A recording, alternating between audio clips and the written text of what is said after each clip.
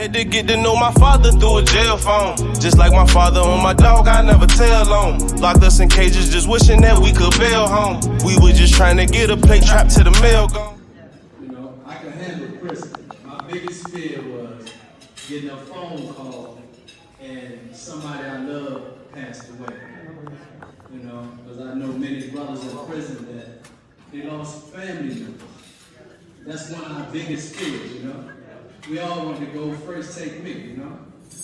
So I think created for the energy to bless me, to make it home, to be on this stage, and to have all of you in front of me. So give yourselves a round of applause.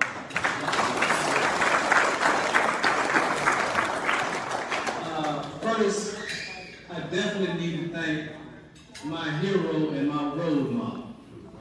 My mom is my hero. I'll explain that. My sister is my role model.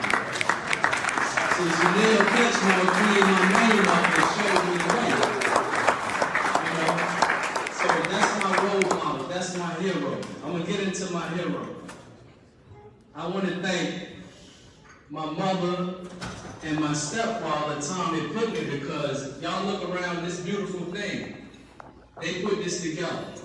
They wanted to do this. They didn't want one chocolate kid for nobody to try to hurt them. They wanted to do this. You know, so I really appreciate y'all for that. I want to thank my fathers here today. Stand up. Yep, yeah. You know my mother. Yep.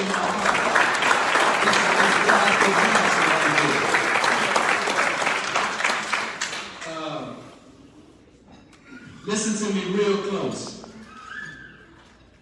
There's but one victim in this situation, and that's Dexter Johnson. What happened to me was an injustice. I'm not the victim. Dexter Johnson is the victim. Come here, Jeremiah. This is his brother. Come on, Jerry. Yes, sir.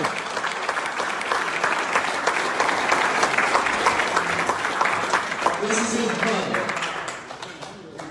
This family know the truth now. My mother met with his family. His mother and my mother hugged and cried. We was blessed to get the best forensic scientist in the world, Dr. Michael Batten, who exposed the truth. You understand me? This is my brother. This is our brother. So his brother is the only victim in this situation. What happened to me is an injustice, and we're going to take care of the injustice. Come on, baby. Thank you, bro.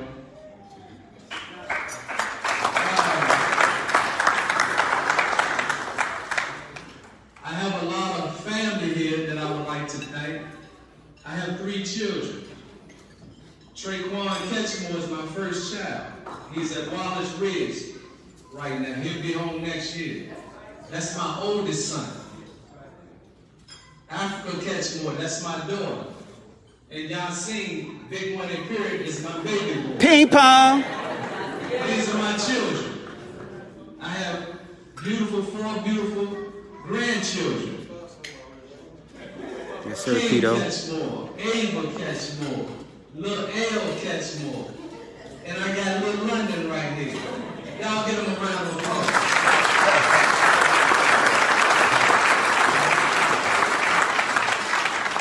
As you've seen come up and speak before me, I have a lot of brothers and comrades. I have a whole lot. I may not get to all the names, but I'm not who I am. I'm not standing up here without many of them, and I will speak on some of them in a little while. But what I want to say is, no train has ever gone where tracks wasn't first laid down. I will say it again. No train has ever gone where tracks wasn't first laid down.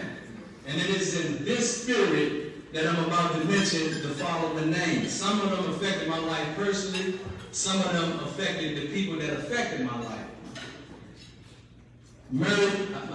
Troy Shelton, Joseph Mark Ketchmore, Willie Mae Rose, Ike Rose, Aunt Ada, Big Grandma Boo, T. Russell, Aunt Brock, Aunt Lee, Aunt Peggy, Aunt Jackie, Aunt Carolyn, Aunt Ann Brown, Aunt Linda, Aunt Gloria, Aunt Dilson, Aunt Jackie Jackson, Aunt Poo Poo, Aunt Stinky, Aunt Laura, Aunt Darlinda, Aunt Judy Franklin, Uncle Joe, Uncle Sugar Woody, Uncle Name, Uncle Earl, Sugar Woody, Uncle Johnny, Uncle Wayne Hussey, Uncle JoJo, William Weedy Rose, which is my biological father, Jasper J. Jackson, which is my father, Tommy Pittman, Anthony Hudson, Mom Rachel, and Big Albert. Give them a round of applause.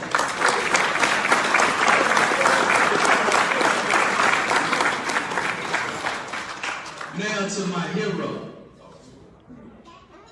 My mother is the daughter of May Troy and Mark Ketchmore. On the bed, all the way to the wall, with her grandmother using her cane, her stick, trying to get her. Trying to have a child because she will always have somebody that loves her. That child's name is Troy Lamont Ketchmore. come on.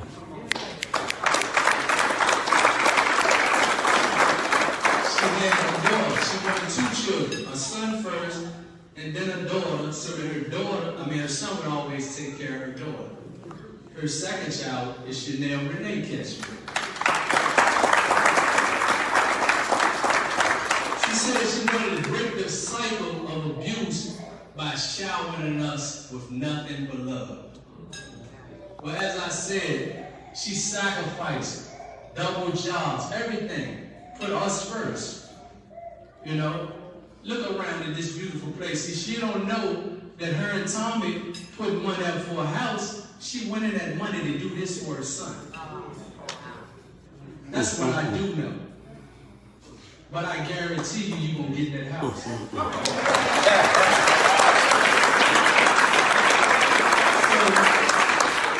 some say, how did you have the strength to make it through 27 years?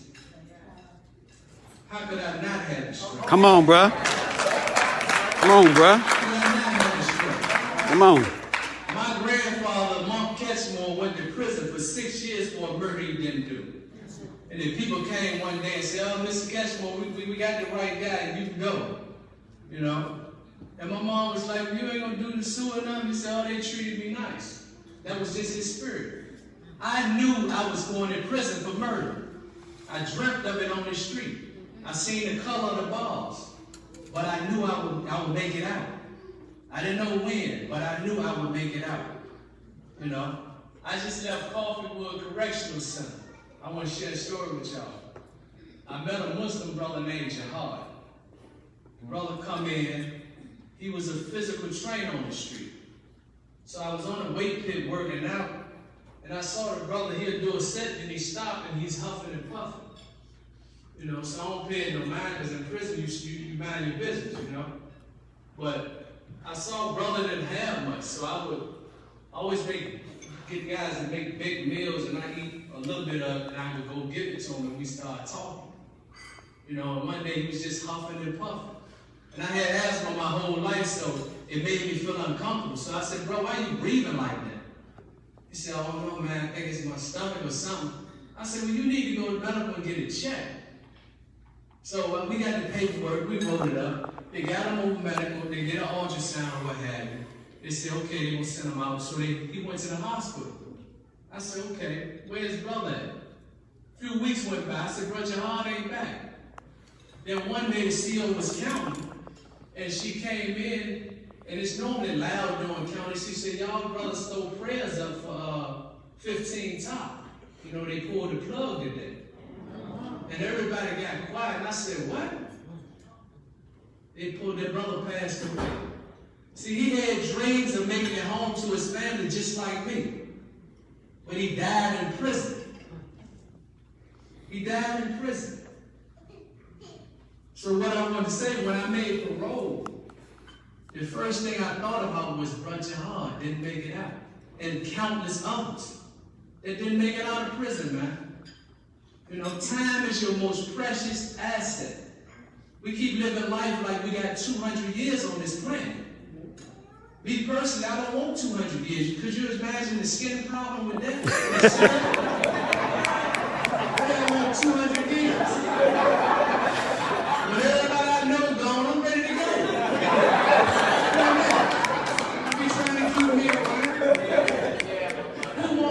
have 200 years of life. Time is your most precious asset, man. You know, prison was designed to kill me. This is Troy Ketchmore. And it would have killed me if I didn't qualify myself for freedom. Freedom. Because there ain't but two ways out of the belly of the beast. Either you digested and pushed out his waste, that's the tabletop kings and the spade players and all that. Or you regurgitated and thrown back up because you something you shouldn't have ate. That's the freedom fighters. There ain't but two ways out. So I refuse to be digested and pushed out his waste. You know? I refuse to go out like that, man. You know, and I didn't want to let prison be an excuse for me not to become a man. Come on, bruh.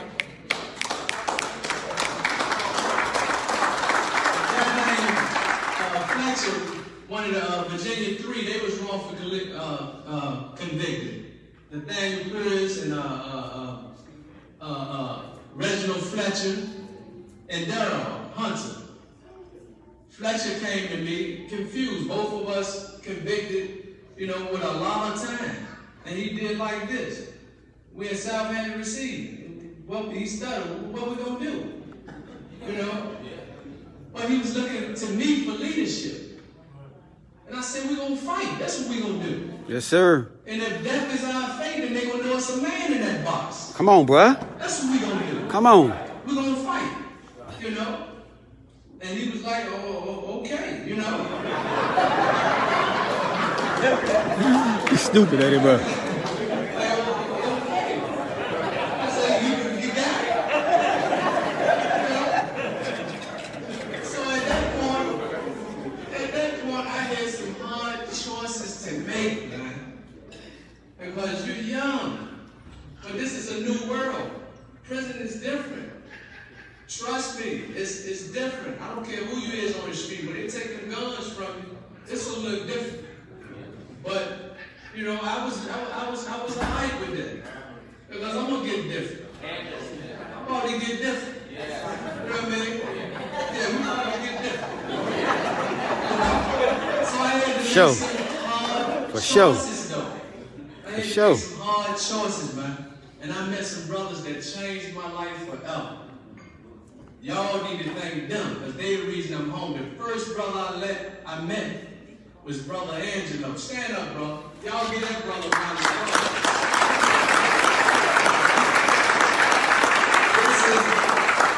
This is the brother that pointed me in the right direction.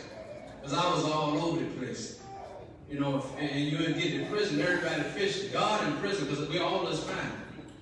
You know, but you get to fishing. But that brother pointed me back to the continent of Africa. Yeah. And we started all over. And we walked it all the way up. So because of him, I read Sheik and the Diop. Come on. John Henry Clark. Yes, sir. Yes, sir. Yes, sir. You understand me?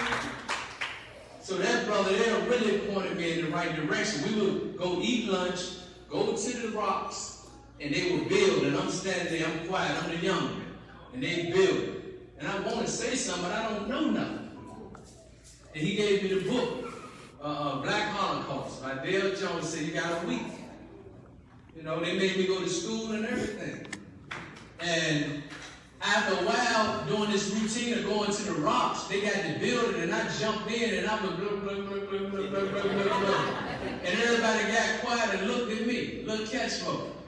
And they smiled. He smiled. Gave me that smile right there. He said, Dad, gave me that smile right there. And said, you get it, young. You know what I mean? And I said, yeah. And then after that, he had to come find me because I wanted to debate everybody. I said, yeah. You know, he gave a kid with a gun. You know what I mean?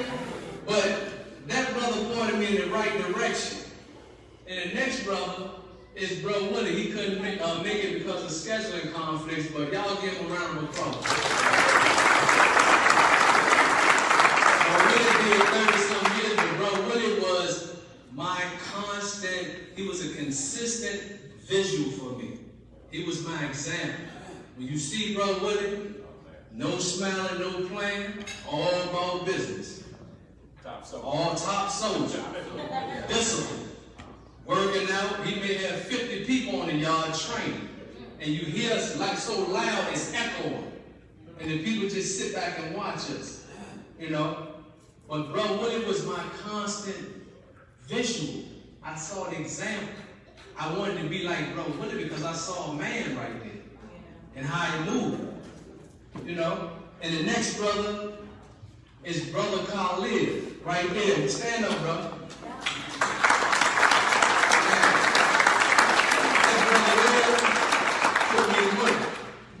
See, now it's time to get to work.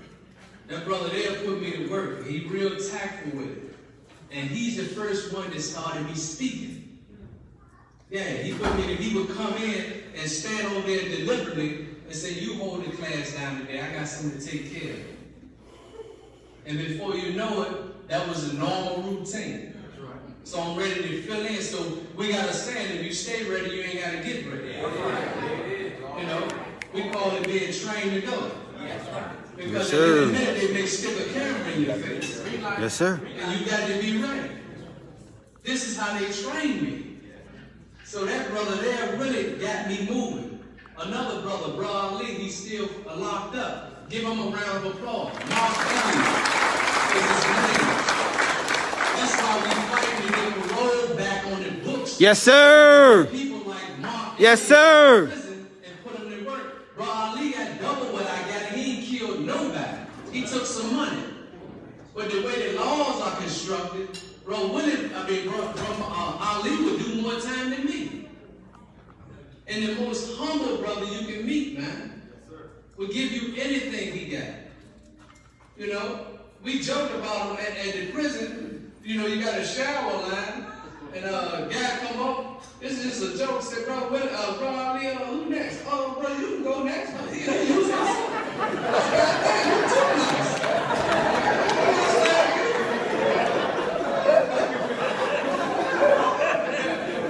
You know, but he's just a great person, man. But the world won't know about him if we don't get him out. He would rot and die in there. You know, he would die in there, man. So, the next brother I met was a brother named Robert Earl Tibbins Jr. He's from Florida. Yeah, he had a police shooter. They came to his house. He shot through the door. They gave him life. He fought in the jail. Got the 911 tapes from the neighbor who said it looks like somebody breaking in his house. And brother fought and got a new trial while he was in the jurisdiction, they call it. While you're still in the jail, you're still in jurisdiction within 21 days. He got a new trial, fired 5 lawyers, represented himself and gave it back. He's the one that taught me about fighting for freedom from a legal perspective. Yeah, so when I met him, I seen, what's your T, what up, homie? I seen him and another guy named Roulette stapling legal work for 2 days. And I said, these the guys I need to make my way to. So I made my way to eat lunch with him. And we ate, and I started talking, telling him about my situation. And he stopped and looked at me.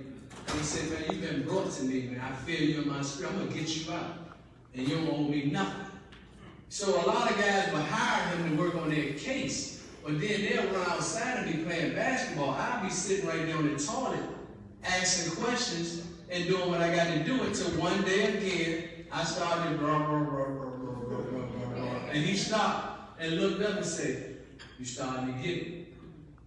You know, you starting to get it. That brother there, man, gave me the fight. He gave me the, because I thought I was dead. I tried everything. He re-energized my spirit with a new fight. So y'all give him a round of applause.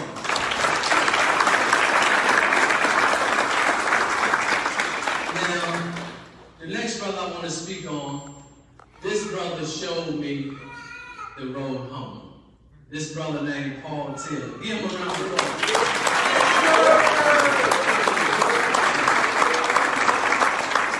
Paul Harriet Tubman Taylor.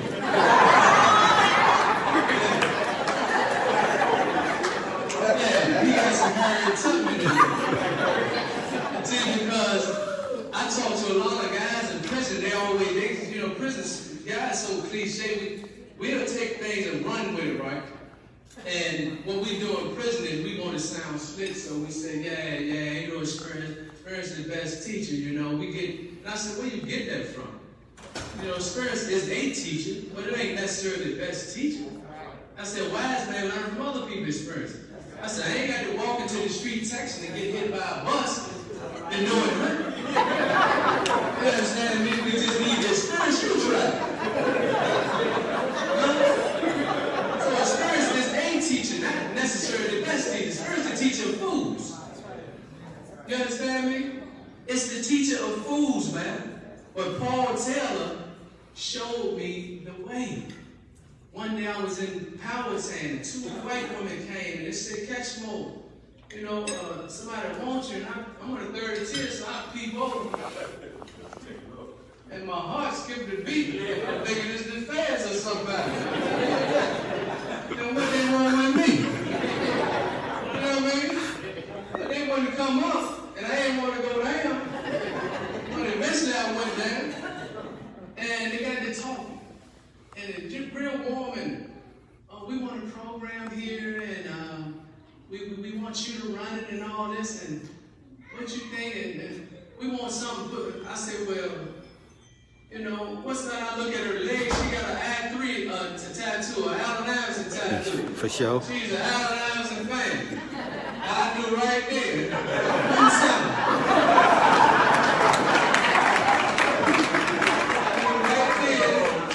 When she came, and what she wanted. And I said, I got you. I said, give me 2 weeks. So I got with Brother Marvin, and we put the think tank together. And we wowed the institution. They warned everybody. They like, what y'all need? Because we would go up in the re-entry and teach the young people that was going to go home, but the re-entry part was the worst part. Because they know they're going to go home. So they like, ain't nothing you can do to me. But we would wow them. And them dudes would ask for us. They would cut up if the people ain't having the program. And the funny thing trick. became real big and powerful.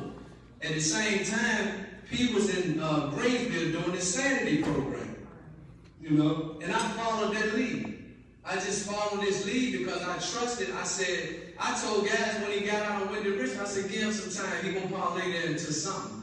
So I followed his lead because I knew he was up to something. I knew what it was, And that changed my life. That really made me a lot of times you got 1 foot in, 1 foot out.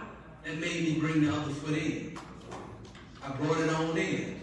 And we brought it on home. Come on, boy. Many of you don't know. They denied me for parole. I ain't made parole. I got denied. My daughter was mad. I ain't even tell her. I said I didn't want to put that on my family. Just in case it don't go right. I didn't want to. I didn't know how to tell my children. That man right there was the first one to say, oh, heck no. And went to war.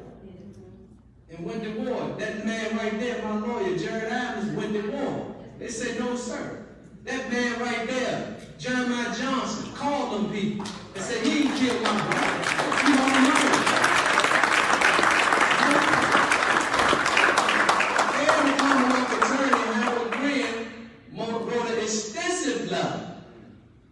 Extensive letter asking people to release me.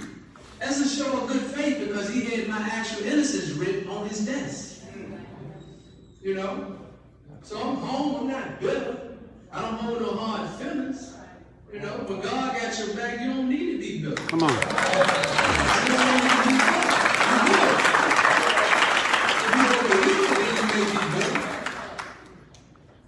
James Patterson and Jim Middlebrook prosecuted me. I'm sure they didn't go in Howard Gwynn's office and say, we got this exculpatory evidence we're going to withhold and send him to prison. Anyway. But Howard Gwynn, that is his office, so his name is on the letterhead. It is what it is. But Paul Taylor is the one that pulled me out, man. And then a lot of brothers in prison would say, man, when I get out, I ain't looking back at the gate or none of that. I ain't even looking back. When I did, I looked back. See, because if he didn't look back, half of this room wouldn't be free.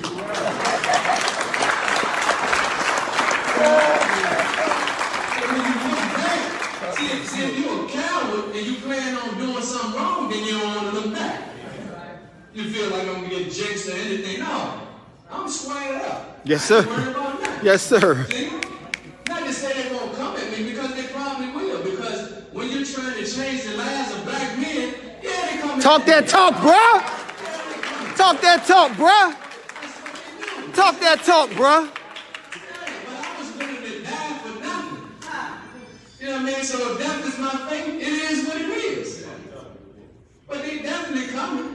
They came at my brother. Yeah. They came at my brother with foolishness on the internet. As if he giving somebody some work or something. Foolishness. And then you got cowards that don't want to stand up and straighten it. But you attack him, you attack me. That's how we roll. So I'm going to speak on it. Yeah, I'm going to speak on it. If anybody else too scared to speak on it, you know what he's doing out here. Say something. Say something. Open your mouth.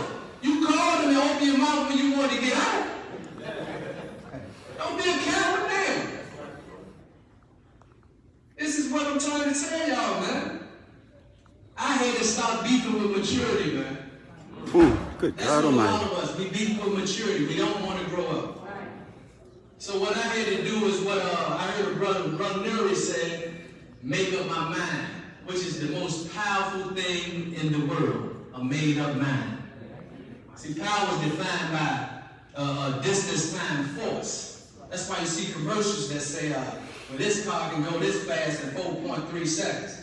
They're defining power. With thought traveling at 24 billion miles per second, there's nothing in this world that moves faster than thought. Not lightning, not light, not the world rotating on its axis. Thought is the most powerful thing in the world, a made-up mind. I had to make up my mind that I wanted to go home, that I wanted to be free, and that I would be free. Then I went from believing I was getting out to knowing I would get out. Then I knew I would get out. It's just a matter of time. So if they say no, we keep on pushing at that point. So I went from believing to knowing. I got out in 2012. I just been incarcerated. My movement been limited.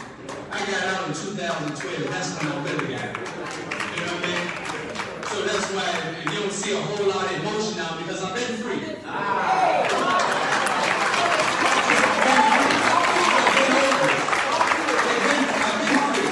been over.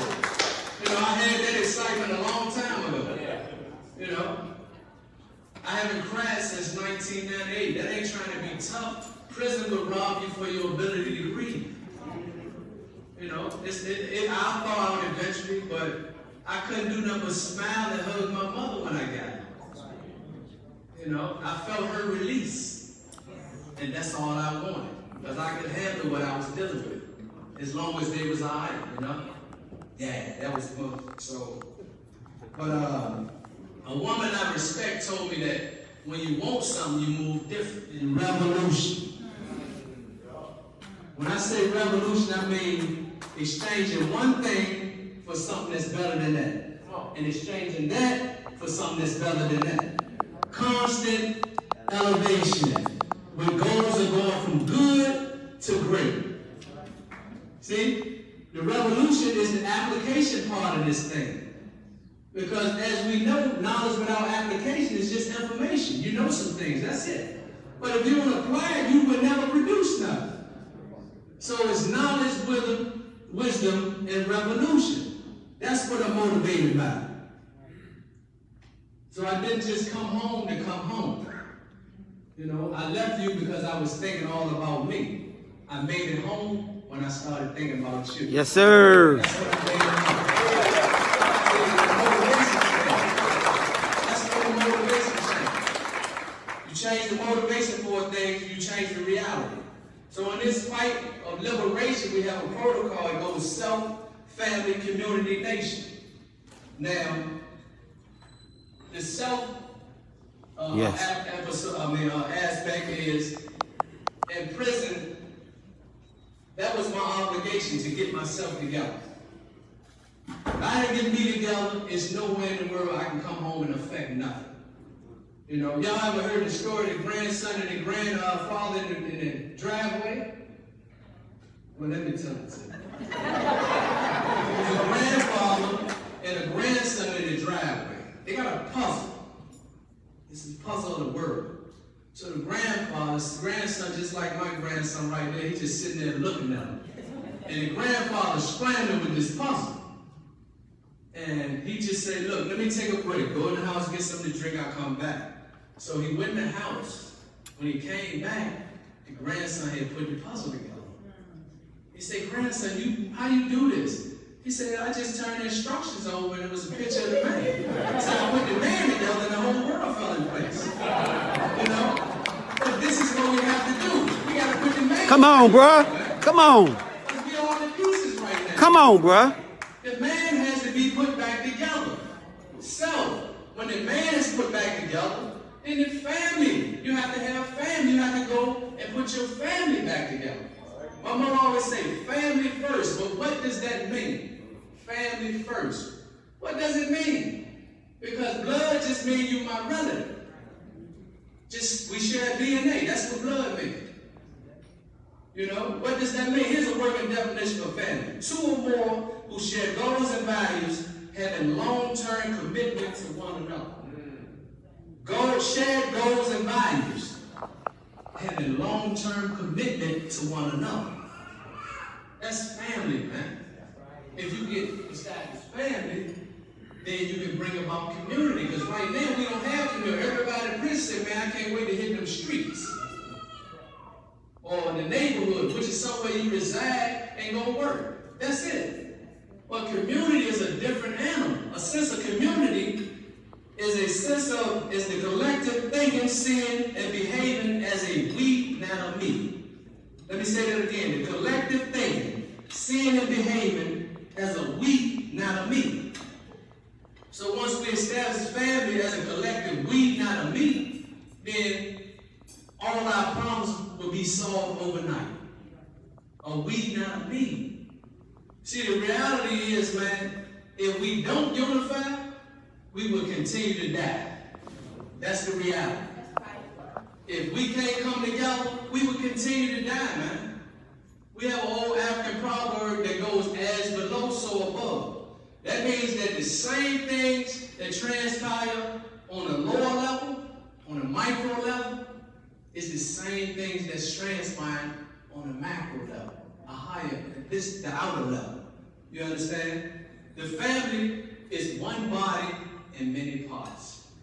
The body is the most greatest example of family. You don't have the lungs beating with the heart. Well, since you ain't pumping enough blood, I ain't bringing enough oxygen. It is what it is. The body don't do that. We do that. One body, many parts. You know? Listen, man.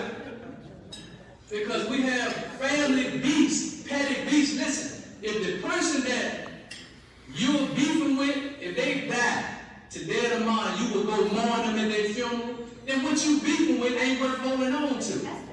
Let it go. Figure it out.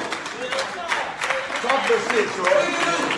Talk that shit, Troy. Because flowers are for the living, not the dead. The dead can't smell them. What are you doing? You getting rich.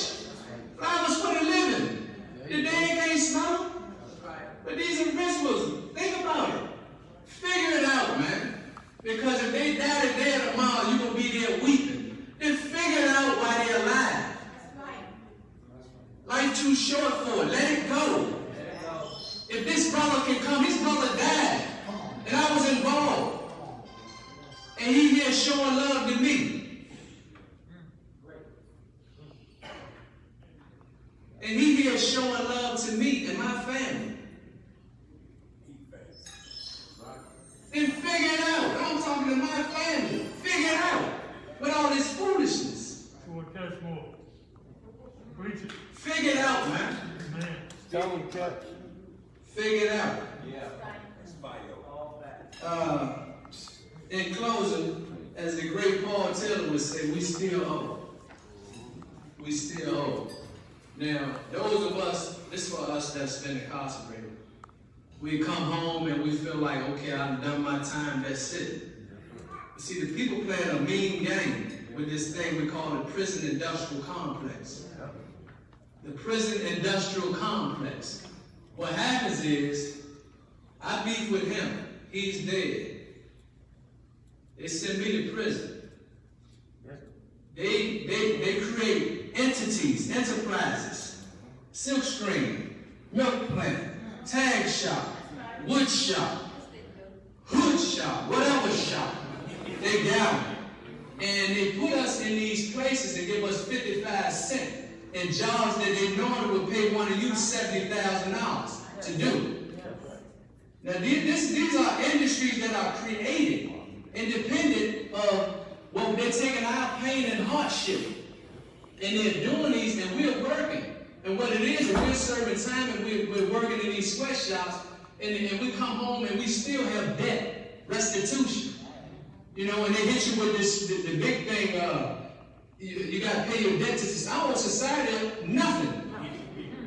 I don't owe society. Society owes me and my people and has never paid. Come on, bro. It never pays on things. I don't owe society nothing. Now, if I offended or harm somebody, that's who I owe. But they're creating these enterprises, they're making millions of dollars. The victim family does not partake in none of the profits.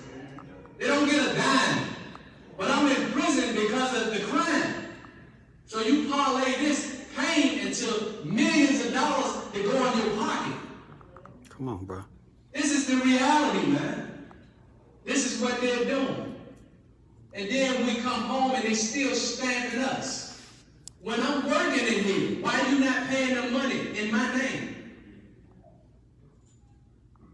So when we say we still owe, it's like buying a house. The first few years, you're paying your mortgage, but it's going to the interest.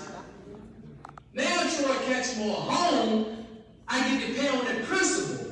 Bring my brother out, and let's do some things. That's when you pay on the principal of what you owe. I owe his family. I don't owe the prison system or society nothing.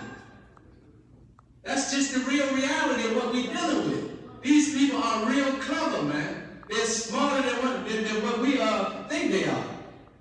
The people that run these corporations, big business, global tel, and all of this. All of these are entities created to profit off of pain and suffering. And what we do is become a willing participant in it with our foolishness. We give them the gun to shoot us with. You know, and I can't even be mad with them because it's genius. You get money, it's genius. You know? But in closing, I got a quote I always tell the guys in prison.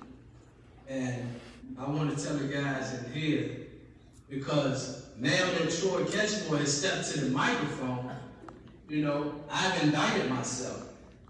Because now what's going to happen is, my own people going to sit back and they're going to wait on an aha moment. Yeah, I told you he won't do it. I told you. I knew it. You know, so they're going to want me to get high with them and get all crazy with them, you know, and get the beefing over foolishness. So once we step out there and say we for the people, we for liberation, we indict ourselves. I'm cool with it. Let's get it. Let's go, bro. You know, but understand, I ain't motivated by the same things I once was motivated by. Let's so go. If you still motivated by something from 1995, you might want to get from around me. Come on, bro. Come on, bro. Come on, bro. Come on. It's just not going to be accurate. Because you're going to be mad at me. Because you may want to go to the club or the strip bar every day, and I don't want to go there. I know. You know? So my motto is some of what we want, a lot of what we need. Not to say that I'm not going to have fun, of course I am, but I ain't got to overindulge because you want to. Because I got more to do with it. I got stuff on my plate. You know? I got to read some pages out of my book every day. This is the reality. So I always give the brothers this quote: why ask for freedom if you're not prepared to do what it takes to remain free? Why ask for freedom if you're not prepared to do what it takes to remain free? Really? I want to thank, first of all, I want to say Gina Strong. Y'all say Gina Strong. Gina Strong. Gina Strong. Yeah, that's my sister. We fighting on another level right now, but we're going to be all right, you know? And I want to thank my brother over there who don't want no attention, none of that. See, he ain't one of the ones, that brother there, they ain't running in front of the cameras and, yeah, I'm doing this, that, and the third. This brother here, ever since he got drafted, been in my corner. See, the system is designed like this. They play the numbers, meaning the odds is that I go in prison, get a boy, which in prison is a mouse, but get a boy or run around getting high or, you know, doing all type of foolishness, right? Don't take my legal work, throw it away, get caught up, get older, you know, get health defects from eating meat rock and all these things over the years. The odds of that happening is hovering around 97%. It's no way you're gonna, to fight this case, it takes $200,000 or $300,000. It's no way they anticipated that I would still be around, still be lawyered up, and still be at their neck. Brothers like that. Stand up, bro. Along with my family. You know?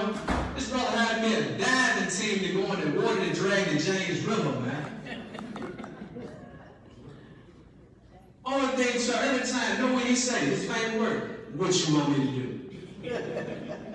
do? What you want me to do? That's it. And I could come up with, one time I hired 2 lawyers at the same time, and he did it. I said, I want him for this and I want him for that. I just want you home. I ain't say I want a commissary and yeah, I need a new pair of shoes and all that. I said, man, help me get my freedom, man. That's it. That's all I need, because I make my own money. I'm going to give you some money. Yeah. You know what I mean? Help me get home. Right? That brother right there, man. So you can't tell me nothing about him. No, sir. Nobody can tell me nothing about him, because I was in prison while everybody was out here going around the world 2 or 3 times having fun, spending millions of dollars. That brother never forgot me on a prison yard, man. On a prison yard. Yeah. So that's, you know, it's real deep when it comes there, man. This brother Pusha T, man, didn't hesitate, man. Jump in where he fit in, what he need, what's up. Them brothers don't have to do that, you know. See, I expect that out of my brothers. See, if they don't do it, I'm mad at them. We got an issue. We got an issue. I expect that out y'all. You know what I mean? Yeah. But when guys come into this struggle, man, you know, and they embrace brothers, man, they come into this struggle like that, it's beautiful, man. Look, like Jared said, man, parole was not the end plan, man. Parole was not the end plan, man. I had the best forensic scientist in the world, Dr. Michael Batten. 4-page report that my mother took to Dexter's family and showed them.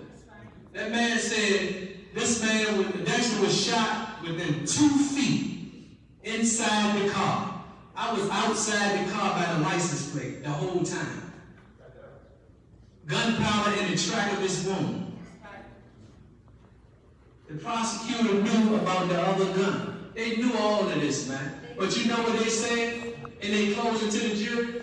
Once you viewed all the evidence, page 419, and all the physical evidence, and use your common sense, it's undisputed. Mr. Ketchmore is the only one that killed Dexter Johnson. That's what they said. With the evidence that I didn't in their hand, in their possession. See, when you motivated by wins and losses, you could care less about guilt or innocence. Say that again, bro. It means nothing. It holds no weight. It holds no weight when you're motivated a certain way. It was all about wins and losses, not justice. What does that look like? It was never about that. So the goal wasn't just parole. Parole is a gesture, a first step. You know, made by some brave individuals that was attacked on the parole board for giving Vincent Martin a chance. A brother that served 41 years, one of the best people you'll ever meet. That's right. This thing is deep, man, because it's hypocrisy. If you don't get what you want, we go on public and we're going to drag everything. But as long as you get the conviction you want, everything is cool. So I say this to tell you, those of you that got young sons and stuff, you're going to lose some of your sons unless we fight like hell to change their mentality, because right now we're representing a foreign consciousness. So when young boys say, I'm doing me, I told one, look, when they brought us to this country, they took your garbs, gave you theirs. Took your God, gave you theirs. Took your language, gave you theirs. Took your name, gave you theirs. You ain't been doing you in a long time. Come on. What you've been doing, come on, bro. Right. That's why when you look at the news and you see us killing us, it's because he killed us. But if you represent this mentality, you're going to do what he do. That's the design. So we have to recreate the future, man, by going to the babies. That's what brought about Ketchmore kids. We got to go to the babies, man, and produce a better fruit. You know? And I can talk all day long. But what I want to do is take a moment for any questions, answers, or comments. Questions or comments, you know? I like to do that at the end of when I speak. So, come on, join me, Pete. Huh? Come on. I got you on the live, bro. You got me on the live? What's that?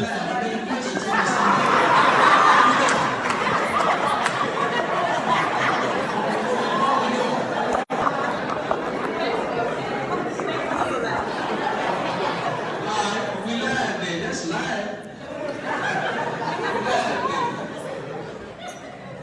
We live then. Bro, Khalid, come join me, bro. Come on up here, Prince.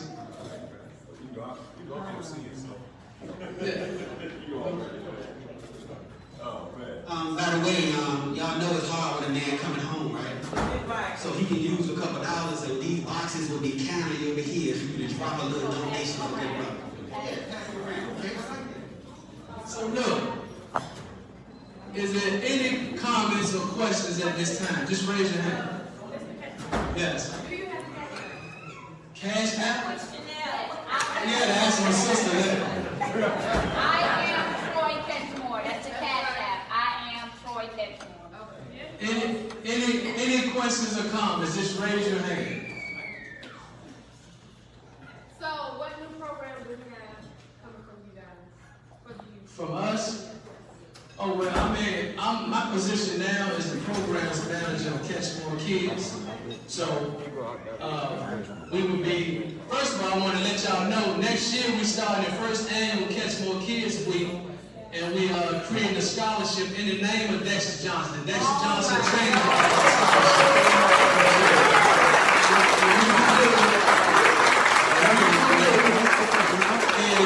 Dexter Johnson Training Scholarship is a scholarship for those individuals inspiring change. He inspired change in my life.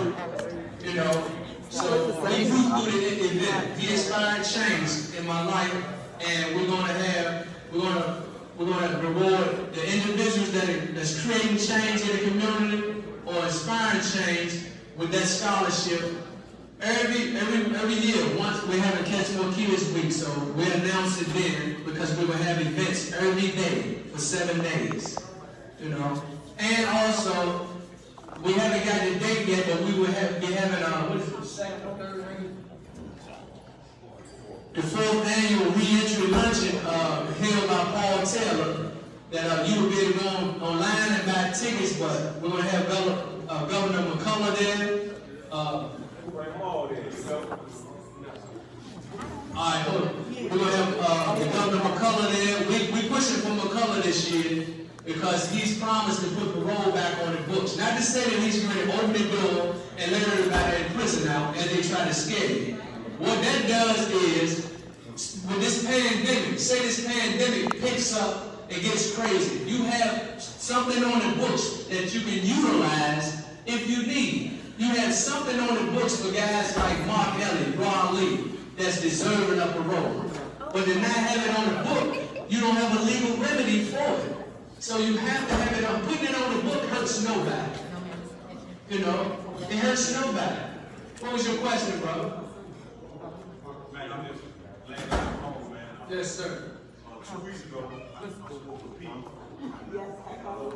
Paul told me something that I'll never forget. He said, man, the battle of one in the room in the generals. I salute that the general has come home to help us fight this battle. We were the ones who laid in the street bed. And now the general was home to help us change our name back to Newport. That's right. To get us back in line. That's right. That's right. That's right, brother. Because that name came about in December 1992, for those that don't know. One but 3 people that lay claim to that name. Eric Jackson, Rashawn Langwood, and myself. We called it Newport Bad News at that time. And it just took over. It ain't like we sat around and said we're going to create a nickname. It just took a life of its own. You know? And I want to acknowledge, man, because all of us locked up, we call somebody every day. You know, and I had some amazing friends that I called. Dr. J, this young lady here, man, she had my back, she went to war for me, it's whatever she would do. Queen Crenshaw had my back, went to war for me, it's whatever, you know, and look, the people I call here to put up with me, because sometimes I just started a fight, I just need to vent, you know, but they will hold me down, you know. Dr. Z, she's not here, but she's another one of our comrades, Dr. Z, so expensive. You know, so I've had great support, man, from not just my brother, but from various women who just wanted me home, man. That's all they wanted, was me to come home. Go ahead, brother. So what's actually going on with your exoneration? Like, where are you at in the process of this? Go ahead, Jerry. Hey, come on up here, Jerry.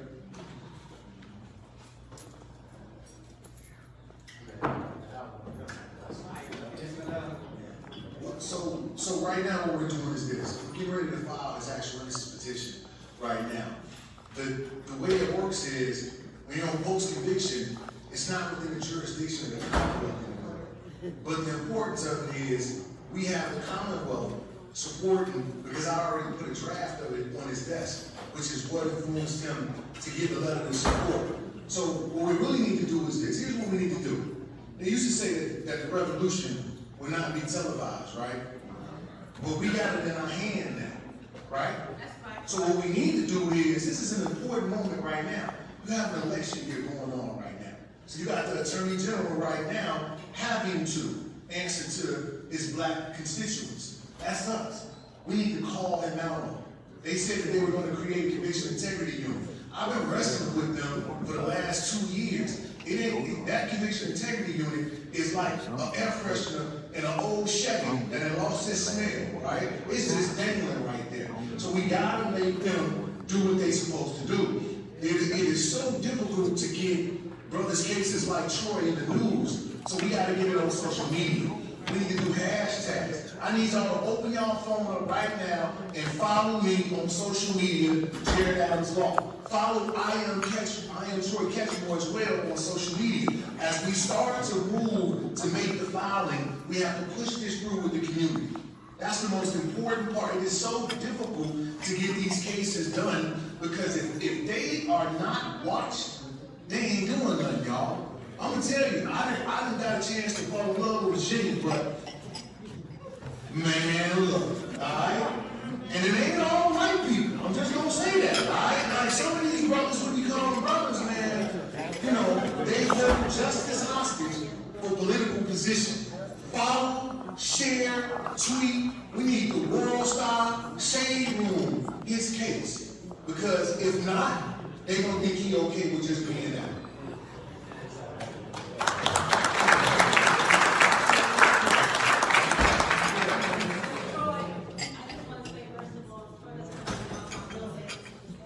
Anna Love. Yeah, Anna Love is another one.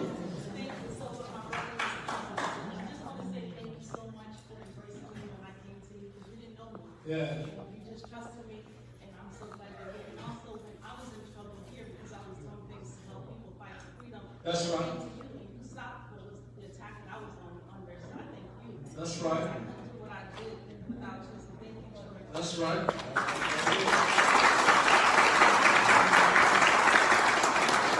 Anybody else? You good? Good.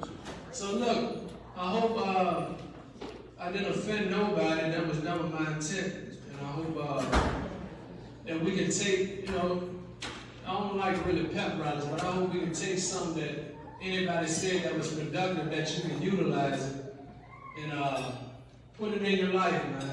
Really, like, if we don't unify, we will die, continue. So, it's self-family, community, nation, man. I'm still working on me, and I'm with my family, man. So, you know, me and my son been with me every day. Like, he don't leave my side. My daughter, you know, my daughter, y'all lucky y'all got me, because she won't feel none of this. She want her dad. You know what I mean? And she won't feel none of that. She wanted her dad, and I understand it. Because this young girl, I was in Sussex, and I never forget this. And it almost broke me down, you know. And I had to get mad at it, you know. And when I get mad, I get motivated. But this young girl was sitting on my lap, and they said, the visit is over. She was a little kid. And I seen her doing this over there. And I looked, I said, what are you doing? You crying? My baby was wiping away tears so that I wouldn't see him, man. Yeah. And that joint, you know, that really touched my heart. Like, she was wiping away, she knew it was time to leave her dad. You know? But I'm here now, so we're gonna have plenty of time after everything done. You know?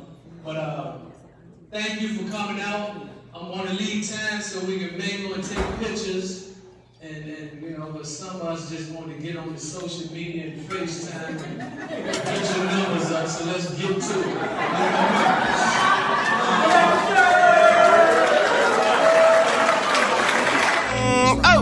I've been deep in my zone, leave me alone, I know.